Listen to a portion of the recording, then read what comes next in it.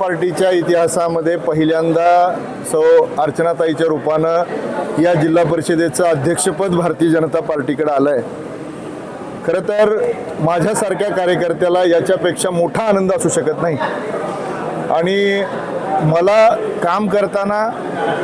नेहमी करता असं वाटायचं की हा कार्यकर्ता म्हणून या जिल्ह्यामध्ये काम करताना या जिल्ह्यामध्ये भारतीय जनता पार्टी सर्व स्थानिक स्वराज्य संस्थेत आणि सर्वत्र लोकप्रतिनिधी पाठवून त्या सभागृहामध्ये भाजपचे कार्यकर्ते नेते त्याचं प्रतिनिधित्व करतील। मला वाटतं की आजच्या दिवसा एवढा सुवर्ण दिन भाजपच्या इतिहासात आत्तापर्यंत मी कधी पाहिलेलं नाही सारखं नाही आहे, परंतु संपूर्ण जिल्ह्याभरातल्या लोकांनी भारतीय जनता पार्टीच्या आणि महायुतीच्या पाठीशी दाखवलेला विश्वास आगामी कालावधीमध्ये आपण यशस्वीपणे पूर्ण करू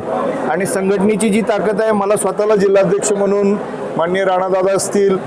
माननीय ठाकूर साहेब असतील आणि जिल्ह्यातले सर्वच प्रमुख नेते असतील, या सगळ्या लोकांनी, आमचे सगळे माजी जिल्हाध्यक्ष नितीनजी असतील, संताजीराव असतील, अनिल काळे साहेब असतील, सगळ्याच लोकांनी जे मला टीम म्हणून सहकार्य केलं, जे टीम म्हणून एक वाक्यता ठेवली, एक वाक्यतेने जी भारतीय जनता पार्टीने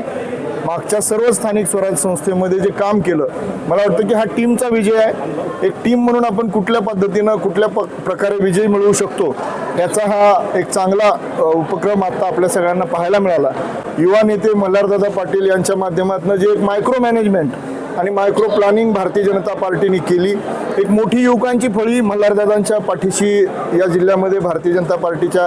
पाठीशी उभी राहिली आणि मला वाटतं की एक आश्वासक नेता, आश्वासक चेहरा म्हणून मल्हारदादा आणि भारतीय जनता पार्टीची पूर्ण टीम यापुढे जिल्ह्यात काम करत राहील आणि